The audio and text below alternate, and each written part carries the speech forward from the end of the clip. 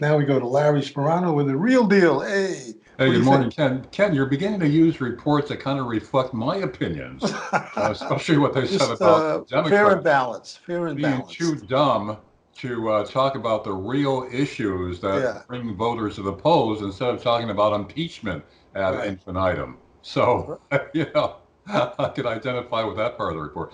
But what stood out most to me, the biggest media failure, Yeah. was the lack of coverage on the exposure of those government documents that show that the Afghanistan Right, war right, right. was ill-advised from the beginning. They knew it and they hid it from the public.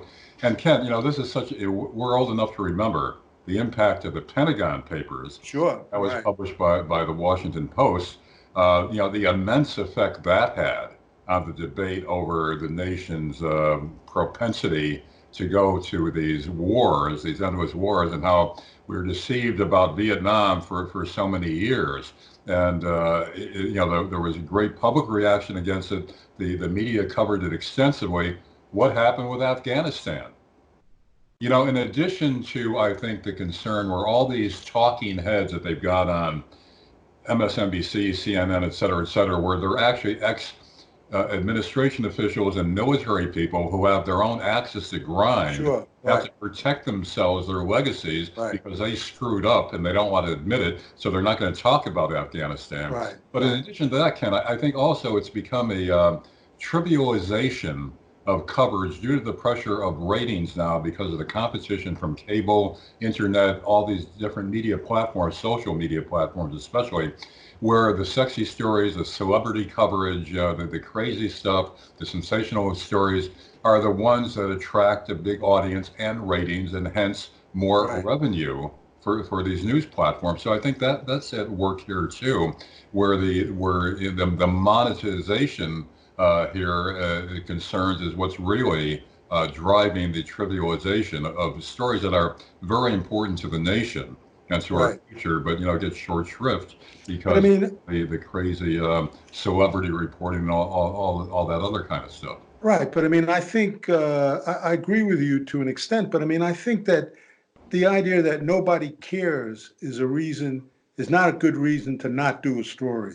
In other words, I Exactly. feel that they should have done impeachment and Afghanistan equally, but they just didn't do Afghanistan. I mean, it's like 18 years you were lied to. Yeah. And part of it is that it was bipartisan in the sense that it was, Democratic and Right. Republican administration, so they don't want Right. to talk about it. And those same pundits you mentioned were the guys that really got us into that Afghan situation. Yeah.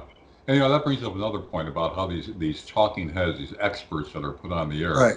you know, they should be independent observers, not people who are part of various administrations, people who are part of the military, because of course they have obvious axes to grind. But Right. they're put on as objective observers and analysts, and it's a sham. Right. And this is now what they're doing more and more. Years ago, there used to be independent observers and critics on both sides that were not attached to an administration, to a political party, or to the military industrial complex. That's all changed now. You see these people being thrown on as supposedly objective analysts, and they have a heavy baggage in their background. Right, right. Well, let me ask you another thing. This last piece with Kyle Kulinski and Yeah. what's Crystal Ball and what's his name, Sager and Jetty. They're definitely Bernie people, Bernie Sanders, you know, proponents. But why is Biden hanging on? I mean, why is he still number one? I mean, what's and again, I think she's right when she says he's not really talking policy and doesn't really have a big platform. Yeah, What's he thinking? it's a mystery to me as well, but I think part of what's at work here is that, despite all the intense media coverage of various candidates, Hmm. which is actually shallow coverage, but Hmm. they're intensely covering the campaign and who's on Right, top, who's on first, that kind of thing, right. keeping score rather than The really horse analyzing race, yeah, issues. right, Because of that, we get the impression that everybody is deeply involved in analyzing the candidates, but really what it is, I think Biden's support comes from a lot of people that don't follow the news that closely, and Mm-hmm. he's just, he has name recognition. He has Mm-hmm. a general.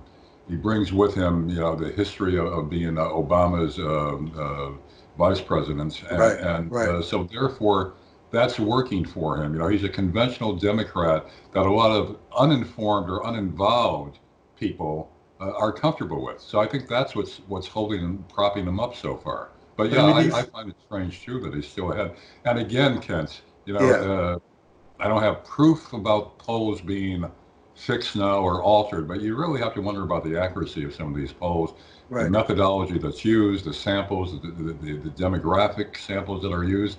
I mean, look at how far off the polls were in 2016. And Yeah, these were professional, established, respectable polls, way off right. about the election. Hillary, was a slam dunk, and Trump didn't stand a chance. And the analysts, the talking heads, were saying the same thing. So I Right. wonder how accurate the polling is. I don't Yeah. know. Yeah. All right, sir. Well, thank you, and we'll talk to you Tuesday. All right, Ken. Talk to you Okay. then. Bye-bye. Bye.